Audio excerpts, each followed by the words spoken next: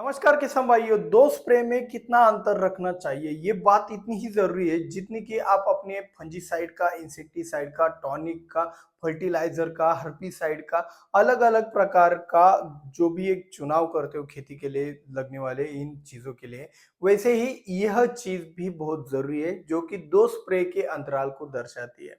अभी यहाँ पे एक बात ध्यान में रखिएगा कि यह जो अंतराल है ये आपकी फसल में बचत भी कर सकता है, आपके इनपुट कॉस्ट की मतलब लागत को कम कर सकता है, और साथ ही साथ ये आपके फसल को तबाह भी कर सकता है अगर ये गलत हो गया तो। इसीलिए ये पॉइंट भी बहुत ही महत्वपूर्ण रहता है कि भाई दो स्प्रे के अंदर असल में गैप कितना रखना चाहिए। तो चलिए फटाफट से शुरुआत करते हैं, लेकिन पहले लाइक का बटन जरूर दबाना। दो स्प्रे के अंदर अंतर कितना रखना चाहिए? तो सबसे पहले ये जो बात है दो स्प्रे के अंदर अंतर कितना रखना चाहिए, इसके अंदर कौन कौन सी बातें जरूरी है।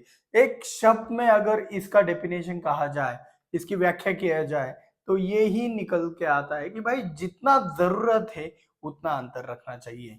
मतलब जरूरत के हिसाब से ही अंतर रखना चाहिए। यहाँ पे दो प्रकार की, दो कैटेगरी वाली फसलें आती है। जिन फसलों के अंदर ज्यादा कुछ दिक्कतें आती नहीं है, मक्का हो गया, सोयाबीन हो गया, तो उन फसलों के अंदर आपको ज्यादा स्प्रे की जरूरत नहीं पड़ती है। जरूरत के हिसाब से एक हर्बिसाइड का स्प्रे, एक टॉनिक का और एक सिस्टेमिक इंसेक्टिसाइड का, ये एक वाला स्प्रे। तो इस तरीके से दो स्प्रे में काम बन जाता है। उसी सोयाबीन में कुछ एरिया के अंदर तीन तीन चार चार स्प्रे लिए जाते हैं। मतलब क्या, जहां पे जितना ज्यादा जरूरत बढ़ता है उतना ही ज्यादा स्प्रे करना चाहिए, चाहे फसल एक ही हो। आप ही ने यहाँ पे, ये तो दो जगह का उदाहरण हो गया। अभी एक ही जगह पे अगर आपने टमाटर लगाया है, टमाटर की फसल आपने बारिश में लगाई और ठंड के दिनों में लगाई, तो इसमें भी अंतर में बहुत फर्क पड़ता है। स्प्रे के अंतर में कैसे पड़ता है? बारिश के दिनों में एक दिन का स्प्रे भी कम पड़ता है क्योंकि डिसीज प्रेशर होता है ज्यादा। और यहाँ पे एक दूसरी वाली बात बता देना चाहता हूँ, टमाटर में आप ज्यादा से ज्यादा 10 दिन का गैप मेंटेन कर सकते हो स्प्रेइंग के अंदर, वो भी ठंड के मौसम में, गर्मी के मौसम में। लेकिन मेरे हिसाब से 5 दिन के अंतराल में रखना चाहिए। वो कैसे क्या करना है ये आज के इस वीडियो के अंदर हम जानने वाले हैं। अभी ये अंतर जो है स्प्रेइंग का अंतर महत्वपूर्ण इसलिए है क्योंकि आप जो, अभी देखो, अभी आप, मैं आपको एक चीज बता देना चाहता हूँ। पहले तो फॉर्मूला समझा देता हूँ जिससे आपको उसके ऊपर वाली जो डिपेंडेंट जो चीजें, जो गलतियां हो रही है आपसे, वो भी आपको क्लियर हो जाए। तो सबसे पहले हमारा फॉर्मूला क्या होता है, हम एक सिस्टेमिक दवा लेते हैं, चाहे वो इंसेक्टिसाइड हो, फंजीसाइड हो, दोनों को एक साथ मिलाते हैं। कॉन्टेक्ट वाला भी होता है, कुछ एनपीके भी होता है, कुछ टॉनिक भी डाला जाता है, और इसी तरीके से ओवरऑल हमारा एक कॉम्बिनेशन बन जाता है। तो हम उसको कहेंगे भाई सिस्टेमिक वाला कॉम्बिनेशन, ठीक है। तो ये जो सिस्टेमिक वाला जो कॉम्बिनेशन है, ये लगभग कितने दिनों तक कार्य करता है? लगभग 10 दिनों तक तो आराम से कार्य करता है।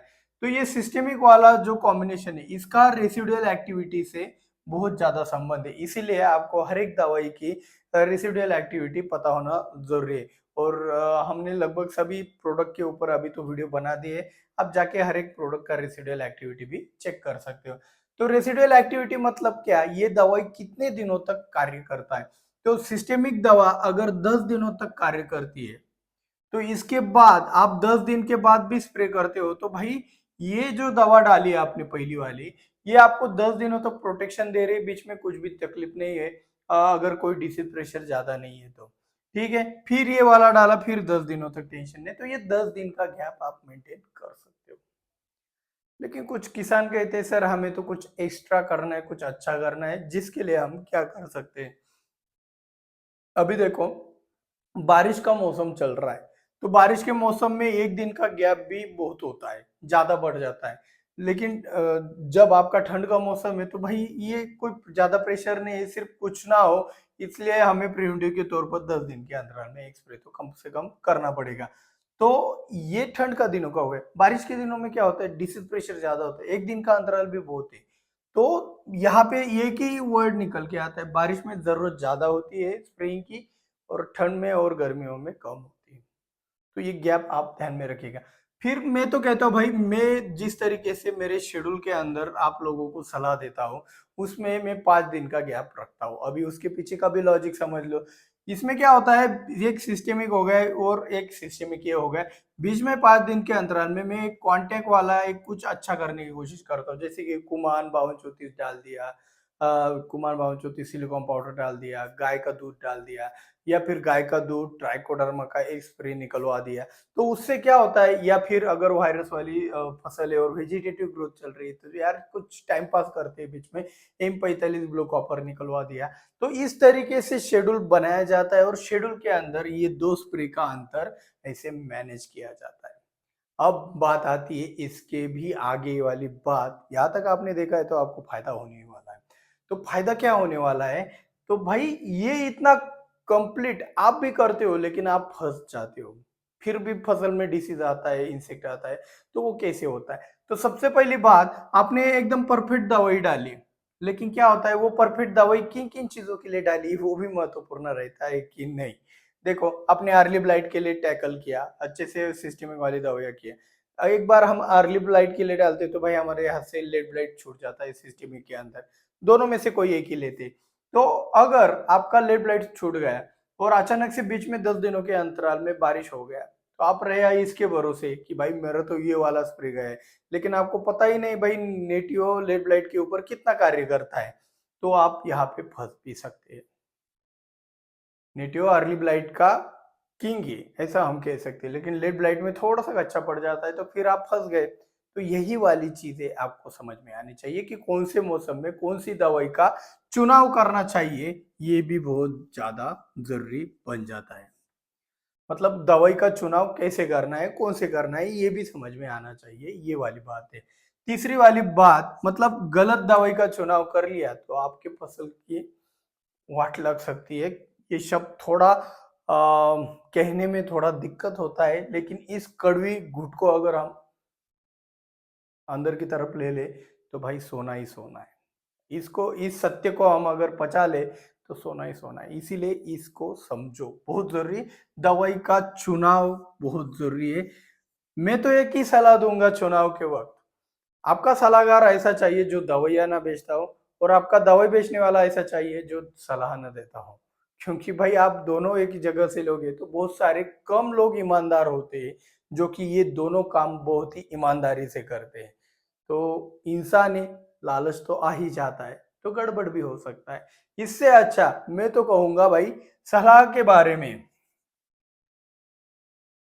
सलाह के बारे में किसी के ऊपर डिपेंडेंट मत रहो। यहाँ तक मेरे ऊपर भी मत रहिए, आप अपने कंसल्टेंट के ऊपर भी मत रहिए, दुकानदार के ऊपर भी मत रहिए, रिश्तेदारों के ऊपर भी मत डिपेंडेंट रहिए। आप अपना डिसीजन खुद लेने की क्षमता बनाइए। आपको अपने फसल के अंदर आने वाले रोग और कीटकों के बारे में पहले से पता होता है। पता होता है, आए ना आए उसकी बात नहीं चल रही। जैसे कि मिर्च लगा रहे हो, क्या आता है मिर्च में, एक नीचे की तरफ निमेटोड आता है, विल्ट आता है, डायबैक आता है, बैक्टीरियल ब्लाइट आता है, अर्ली ब्लाइट आता है, लेट ब्लाइट आता है, एक थ्रिप्स आ सकता है, व्हाइट फ्लाई आ सकता है और रेड माइट आ सकता है। इसके अलावा कुछ है? कुछ भी नहीं। तो भाई इतनी सारी चीजों का स्टडी कर लो, इनकी कमजोरियां क्या है वो ढूंढ लो, इनको टैकल कैसे करना है वो ढूंढ लो, फिर आपके शेड्यूल के अंदर वो दवाई को डालने की कोशिश करो। जब तक आपको ये एक कला आपकी ये विकसित नहीं होती तब तक चैनल का भी आधार ले सकते हो। हमने बहुत सारे कॉम्बिनेशन भी बना दिए, उनका भी आप आधार ले सकते हो। तो इस तरीके से चीजें होनी चाहिए। लॉजिक को समझने की कोशिश करो, खुद का सहारा खुद बनो, कभी फंस ही नहीं पाओगे। किसी के ऊपर डिपेंडेंसी मत रहो। सलाह भी यहाँ पे बहुत जरूरी रहती है। इसके आगे वाली बात आती है, जो चीजें आप कंपलसरी करते हैं उनको ध्यान से समझिएगा। अभी कुछ लोग क्या करते हैं, हर एक स्प्रे में पीएच करते ही करते। यार आपका पानी का पीएच अगर आइडियल है तो आपको पीएच करने की कोई जरूरत नहीं है। और बिना पी हाँ, अगर आपका पीएच 8-9 से ऊपर है तो फिर दिक्कत आता है कि भाई पीएच करना है। तो वहां पे एक भी दिक्कत आता है कि भाई आप जो दवाइयाँ ले रहे हो उसके अंदर पीएच करना कितना जरूरी है, क्योंकि दवाइयाँ भी एसिडिक होती है कुछ कुछ। जैसे कि उदाहरण के तौर पर एलेट ज्यादा एसिडिक होता है, सल्फर एसिडिक होता है, आपका ब्लू कॉपर एसिडिक होता है, फॉस्फोरिक एसिड एसिडिक होता है, पोटेशियम फॉस्फाइड एसिडिक होता है। तो इस तरीके से बहुत सारी दवाइयाँ एसिडिक होती है, तो वहां पे दिक्कत आ सकती है। ज्यादा एसिडिक होने के कारण स्कॉर्चिंग आ सकती है। तो पीएच कब करे कब ना करे ये समझ में आना चाहिए। ठीक है। सेकंड वाली बात बताता हूँ, कुछ नुस्खे ऐसे अपनाओ जो कि आपके फसल को मजबूत बना दे। हमने सिलिकॉन पाउडर बोला, लेकिन बहुत सारी जगहों पे सिलिकॉन पाउडर मिलता ही नहीं है, तो आप भी परेशान हो जाते हैं। तो इसलिए हमने इससे भी आगे जाकर 2 कदम आगे जाकर आपको इससे भी सस्ता वाला बढ़िया वाला तरीका बताया कि भाई गाय के दूध का इस्तेमाल हर एक स्प्रे में करो, हर एक स्प्रे में करो। इससे फायदा दो तरीके के होंगे आपको। एक तो सबसे पहला फायदा, पाउडरी मिल्ड्यू के लिए आपका फंजीसाइड का काम खत्म हो जाएगा। अगर आपने पाउडरी मिल्ड्यू के ऊपर गलती से नजरअंदाज भी कर दिया, दवाई नहीं डाली, तो फिर भी ये आपके लिए कार्य कर जाएगा गाय का दूध। और दूसरा एक फायदा ऐसा है कि भाई ये कैल्शियम भी प्रोवाइड करेगा। ऐसे नुस्खे आपके शेड्यूल के अंदर, ये तो ऊपर वाला बताए, नीचे वाले का बाकी है। तो नीचे वाले का भी आप अच्छे से कमेंट करोगे और 2000 लाइक का टारगेट कंप्लीट करेंगे, दो फर्टिगेशन में कितना अंतर होना चाहिए, ये वाला वीडियो भी मिल जाएगा।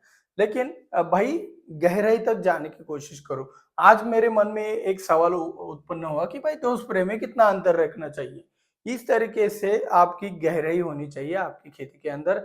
अगर आपकी इतना रुचि है तो ही आप खेती के अंदर सक्सेस हो सकते हो, या फिर आप सिर्फ पैसा कमाने के लिए खेती के अंदर आए तो भाई कभी पैसा कमा नहीं पाओगे, क्योंकि आप पैसों के पीछे भागोगे, पैसा आपसे दूर भागेगा। आप खेती के पीछे, आप जो भी व्यवसाय कर रहे हो, बिजनेस कर रहे हो, उस बिजनेस के गहराई तक जाइए, वो पैसा अपने आप पीछे आ जाएगा। तो इस तरीके से आपका सब कुछ चीजें आपके अंदर होनी चाहिए कि जो स्टडी कैसे करना है, क्या करना है, पीएच कहाँ पे करना है, या फिर गाय का दूध कंपलसरी इस्तेमाल करना है, ये याद रखना है। ये अंतर कितना मैनेज करना है, ये आपको, तो जो हमारा प्रमुख विषय है, ये आपको समझ में आ गया होगा। वीडियो अच्छा लगा हो तो वीडियो को लाइक, चैनल को सब्सक्राइब करके बेल आइकन को जरूर दबाइएगा, जिससे हमारे वीडियो के नोटिफिकेशन आपको समय पर मिल सके। मिलता है अगले वीडियो में। जय जवान जय किसान।